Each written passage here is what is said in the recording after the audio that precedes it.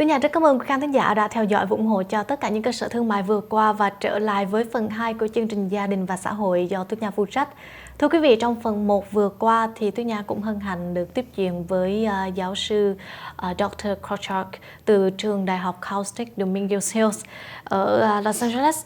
Thì trong phần 1, như là quý vị cũng biết, giáo sư cũng đã chia sẻ những kinh nghiệm của cá nhân bà để giúp chúng ta làm cách nào để thành công. Thì trở lại phần 2 như thế này thì Tuyết Nha cũng sẽ thay mặt một số những khán giả trẻ để hỏi làm sao để mà tương lai có được những con đường thật là sáng lạng phía trước và làm sao để được mà thành công như là bà ngày hôm nay.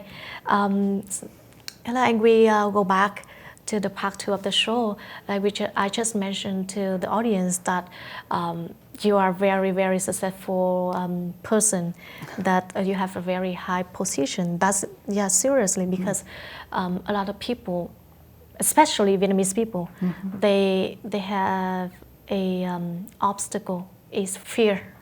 Yes, they are, if they are not confident to be successful.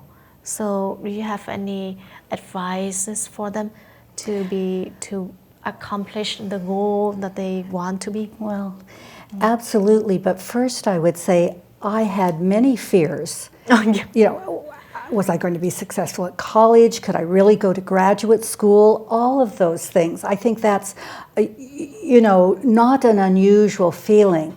But I think the difference is that advice I would give is that not let your fears or your self-doubts interfere with your goals. Yes. Decide what it is you want to do and just say to yourself, there is nothing that anyone else can do or that's going to happen that's going to keep me from achieving my goal. That's what I want. At the same time, be open to a variety of opportunities. For example, I started out in one field and ended up in another, which was the best thing that could have ever happened to me. So be open, be determined, follow your passion. Follow your passion. And when you get to university, go to your professors. They are more than willing to help you. There are all sorts of resources on campus to help students, particularly students for whom English is a second language. Yes. So don't let those sorts of barriers or fears interfere with your achieving your goal and finding your passion. Yes. This is very easy to understand in Vietnamese people because like my friend or I, at the first time the university, and yeah, we were afraid to go to talk or discuss about class, about lectures, about everything, about grades with the professors because we were afraid that he or she would know that, oh, I'm not good, you know, Yeah. so not It's a common confident to fear. talk. It's a common fear. So- I had that as a student also. But we should overcome it. We should move forward. Absolutely. I would say that the teachers will be critical of a student who does not come. If a student comes, even on the first day of class, and says, I didn't understand what you were saying, that's fine. Oh, yes. But if a student goes all through the semester and never comes, the professor says, why didn't you come and see me? You know, I would help you or find you resources. So it's very important early on to speak to your professors, talk to them about your concerns, and ask them, you know, could they explain again something you didn't understand? And they are more than willing to do that. Yes.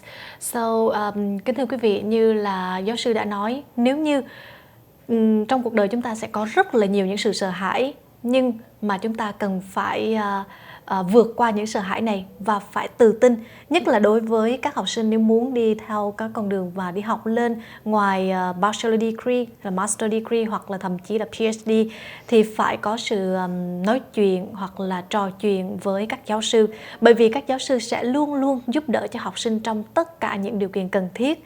Nếu như mà học sinh không có đến gặp giáo sư thì giáo sư mới đặt ra câu hỏi là tại sao học sinh này không đến.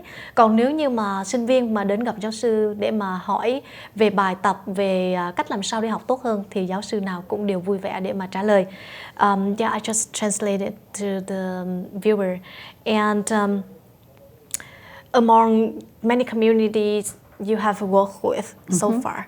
So I know that every semester you send hundreds of students to different healthcare departments for them to intern. Yes. So how do you get that relationship with very different communities? Yeah, from a lot of races.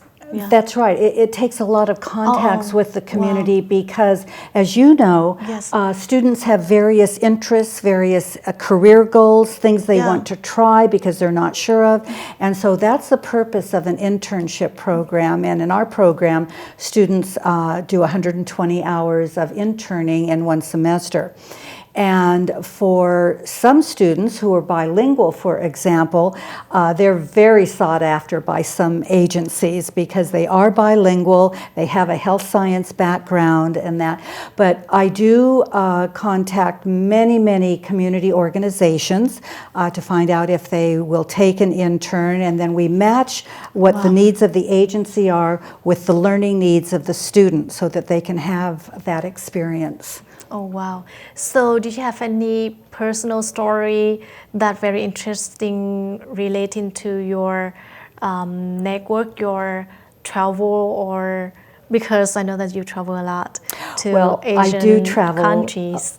Every chance I get. It's my passion too. And help other people too, I know it. And so I always try to figure out how I can combine my two passions, which is public health and teaching, and then also with travel. So where I do go to a lot of international organizations and conferences, because as you know, in our curriculum, we are infusing an international health perspective throughout the curriculum. And I'm hoping in the not too distant future that we will be able to provide some short-term study abroad programs for our students. And it would include the Southeast Asian countries, such as Vietnam, Cambodia, Thailand. Soon I hope to be developing something in Thailand, that sort of thing. And then we will branch out from that, because I think for me, when I said that I had lived in Japan, that was a life-changing experience for me. So I'm hoping that we can provide our students with some kind of experience that is going to really change their sense of self and their entire outlook on what they want to do, on their role in life, on what their goals are. So besides going to those countries to have seminars, presentations, classes to teach, or giving information about public health or such? Sometimes I do. Sometimes I will give, research papers, but also workshops on various findings and dealing especially with older immigrant populations. So I will do training sessions and those in other countries. Yeah. But besides working, do you have any interesting or sweet memories in those countries? A lot. Well, a lot. You know, so many. My mind is flooded. Yeah, I know. But I have such an affinity or sense of closeness to Asia that while I do have traveled elsewhere in Europe and other places, I continue to go back once or twice a year to various places, and always new places in Asia. For example, I just returned from Nepal, where I had never been before, which is a fascinating blend of Indian and Tibetan cultures. Yes. So I always go back to my favorite places, and then I always add something new. Wow, yes. I'm so jealous. But yeah, you are very successful woman in society that a lot of people admire you and want to become that like you in the future. But how about you in the family? How do you balance your work and your family? Well, that has not been an issue for me, okay. and as I've become older, I have fewer obligations and that, so it becomes easier as one matures. But how about the other people out there when they just started their company or business? Yes. Yeah. Yes. And they feel very difficult to balance the work and family.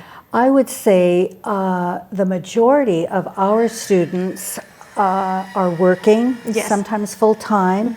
They have one or more children, sometimes several children.